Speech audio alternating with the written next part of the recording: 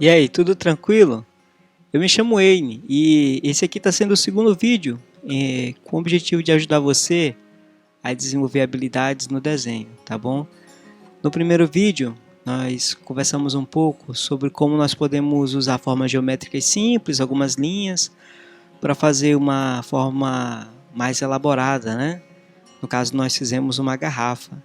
E nesse vídeo aqui, a gente vai falar um pouquinho a respeito de luz e sombra. Como é que você pode colocar luz e sombra no seu desenho. Claro que aqui a gente não vai falar do assunto de uma forma muito elaborada, tá bom? Até mesmo para não ficar muito difícil para quem ainda está na fase inicial, certo? Mas eu espero que as orientações que vão ser dadas aqui possam ajudar você a fazer a luz e sombra de um modo que seja pelo menos satisfatório, beleza? Então, vamos falar um pouquinho aí a respeito do assunto de hoje, legal?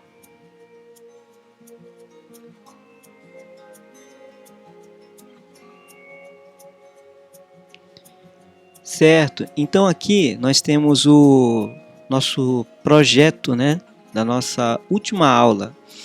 Agora nós vamos ver como é que nós podemos fazer ali o preenchimento dele, né, usando a grafite para diferentes tonalidades, né, causar diferentes tonalidades e assim fazer a luz e sombra. Então, vamos falar de um princípio bem simples e bem fácil a respeito desse assunto, que você pode colocar em prática aí, e então fazer uma construção legal da luz e sombra, tá bom? O primeiro ponto a ser mencionado é o uso da pressão, certo? Você pode começar a fazer a luz e sombra variando a pressão. Por exemplo, vou fazer uma parte aqui e nessa eu vou colocar força, certo? À medida que eu for me distanciando daquele ponto inicial, eu vou deixar aqui a mão mais levinha, né? E olha só como vai ficando cada vez mais clarinho, certo? Então o que acontece? Quando você faz o uso da pressão em diferentes pontos, né, de pressão exercido ali sobre o seu lápis, você consegue fazer algo bem escuro e algo mais clarinho. Então esse aqui seria um dos primeiros métodos, né, que você pode utilizar para causar diferentes tonalidades, certo? Qual seria então o segundo método para isso? Bem, o segundo método ele consiste em você realizar a mesma pressão do início ao fim. Então eu vou fazer aqui um traço, né? Perceba que está em zigue-zague, né? Para cima e para baixo. E deixei aqui praticamente a mesma pressão do começo ao fim. Agora eu vou passar novamente, utilizando a mesma pressão, tá bom? Então olha só. Quando eu utilizo a mesma pressão e risco por cima da parte que já estava riscada, eu causo uma tonalidade mais escura. E novamente, ó, a mesma pressão em cima de uma área que já estava riscada. Então, sempre que você fizer isso aqui, ó, a grafite ela vai começar a ficar mais concentrada, vai ficar mais escura. Vai chegar um ponto que realmente a grafite ela não vai mais escurecer. Então, você vai ter que ou troca o lápis para um grafite mais escuro, ou você adiciona mais força, né? Isso vai permitir você também fazer ali a sombra mais escura, tá bom? Então, tudo que nós vamos fazer vai girar em torno disso, de variar a tonalidade, a pressão, ou então, se você achar melhor, você pode simplesmente variar a quantidade de vezes, tá bom? Que você vai fazer isso. Lembrando que aqui nós vamos fazer um projeto bem simples, tá? A sombra mais elaborada, mais realista até, vai ficar mais à frente, tá bom? Então, eu vou pedir a sua atenção para que você possa ser observador e fazendo o diagnóstico, né, da questão da variação de tonalidade, tá bom? Pontos que tiver mais escuro, você concentra mais grafite ou então você preenche com mais força. Pontos que estiverem mais claros, você coloca menos força, tá bom? E a questão da grafite, você concentra menos vezes, tá bom? Então é um processo que realmente requer uma sensibilidade visual e não se sinta frustrado se logo na primeira tentativa você não conseguir, tá bom? Saiba que a menos que você seja um gênio do desenho, no desenho, é um processo que vai levar um tempinho, tá? Para você desenvolver bem. Mas em resumo, o que eu falei aqui sobre você variar a pressão ou a quantidade de vezes que você passa a grafite, essa informação aí ela resume praticamente aí todo o segredo, tá bom? É fato, você pode utilizar um esfuminho, né? Caso você não saiba, o esfuminho é um instrumento que permite você espalhar grafite, né? Sem a necessidade de utilizar o dedo. Mas não vai entrar no caso aqui agora, tá bom? Vamos ficar num processo apenas com lápis, tá bom? Isso vai facilitar para que todos possam fazer.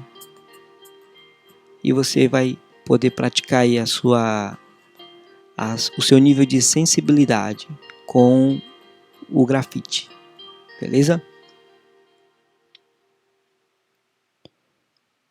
Então, de certa forma, esse processo aqui também ele é importante,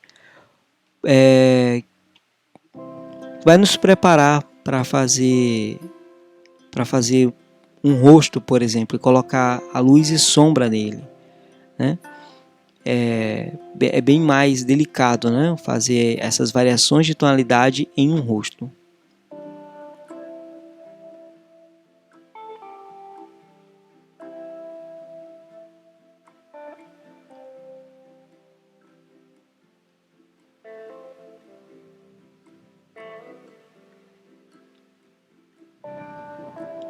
Só uma pequena observação técnica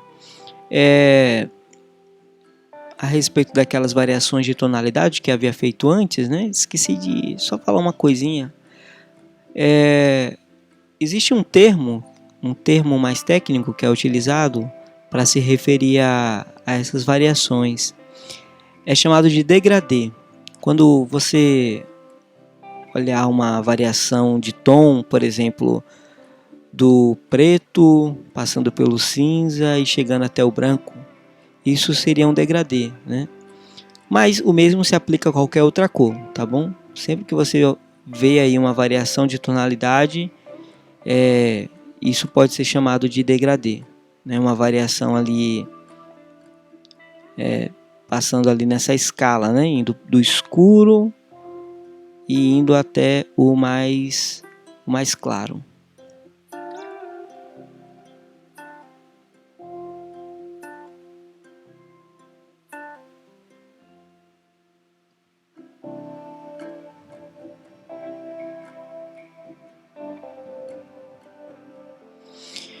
Então, uma outra consideração a ser feita é a respeito da superfície do objeto. Aqui, como eu acredito que você deve estar imaginando isso também, né? Aqui a gente está tentando fazer uma representação de um vidro, tá bom? Então, por esse motivo, vai haver aqui vários pontos, né, de iluminação, de reflexo, tá? Com o tempo e a observação, você consegue discernir isso aí com facilidade. A questão da superfície, né? Se ela é áspera, se ela reflete o que tem ao redor, ou se ela é opaca, certo? Tudo isso aí você consegue discernir com o tempo, é só uma questão realmente de observação. É uma coisa que eu acho fascinante no desenho, né? Nas artes, aí na pintura, é que você consegue observar o mundo com uma sensibilidade como provavelmente talvez antes você não percebia, né? E uma delas é essa questão das superfícies, né? Superfícies dos objetos. Se a superfície reflete ou se ela não reflete quase nenhuma luz, né? Enfim, esses detalhes aí você passa a observar com mais sensibilidade. Pois bem, eu não vou colocar aqui mais sombras, né? Poderia de fato colocar bem mais para ficar um resultado bem mais satisfatório, né? Bem mais realista. Mas eu vou me conter aqui, vou me segurar nesse nível aqui. Nesse nível aqui tá legal, vai permitir com que os que estão na fase bem mais inicial, né, conseguirem fazer a execução dessa sombra. Então eu vou me conter aqui, não vou colocar mais muitos detalhes ali na superfície da garrafa, tá bom? Só fazer aqui essa sombra aqui seria ali na mesa, né, por exemplo, ou no chão, né? Pronto, então isso aí dá pra acredito que a grande maioria conseguir executar. Não é nada muito sofisticado, né, em termos de luz e sombra, é até bem rudimentar, mas já ajuda bastante, tá bom? Quem está no processo inicial já vai ser bem legal. Vou dar só mais uma dica aqui, que é com respeito a um plano de fundo. Isso não é de nenhuma forma obrigatório, tá bom? Você fazer, tá? Não é obrigatório, mas o que acontece? Você pode também adicionar aqui um plano de fundo, e esse plano ele causa mais contrastes em relação ao objeto, né? E até mesmo a folha, visto que a folha é totalmente branca, né? Ao menos eu espero que você esteja fazendo o seu trabalho numa folha branca, né? Então aqui, quando você causa ali coloca um plano de fundo, né? Coloca na grafite bem mais concentrada, você acaba fazendo esses contrastes, né? Gera um pouco mais ali de volume também para a garrafa, tá bom? Sem falar que tem um toquezinho artístico legal isso aqui. Então, se você puder adicionar aí no seu trabalho depois, né, um plano de fundo ou pelo menos parecido com esse que eu estou fazendo aqui, né, mais escuro, perto da garrafa e mais claro, à medida que você vai se distanciando, fica bem mais interessante. Então essa linha aqui, né, que eu acabei de fazer, seria ali a diferença entre a superfície da mesa e a parede, por exemplo, né, ou enfim, os outros objetos que estiverem mais distantes. Beleza? Então, mais uma vez aí, eu vou fazer aquele velho pedido, né? Olha só, a informação foi legal, você gostou, compartilha com um coleguinha, tá bom? Mostra esse vídeo para ele, talvez isso aqui possa beneficiar seu colega aí a melhorar nas habilidades em fazer a luz e sombra. No vídeo anterior a gente falou sobre fazer essa garrafinha aqui usando formas geométricas bem simples, né? Então compartilha com ele, tá bom? Deixa um like aqui, isso vai ser um retorno para mim, saber que você está gostando. Deixa também um comentário, isso acaba incentivando o trabalho, tá bom? Afinal de contas, não vou negar, dá um trabalhinho aqui fazer o vídeo, tá bom? Então, mais uma vez, obrigado pela atenção, tá bom? Eu espero que a informação tenha beneficiado e a gente vai se ver aí no próximo vídeo. Valeu, pessoal. Muito obrigado pela atenção.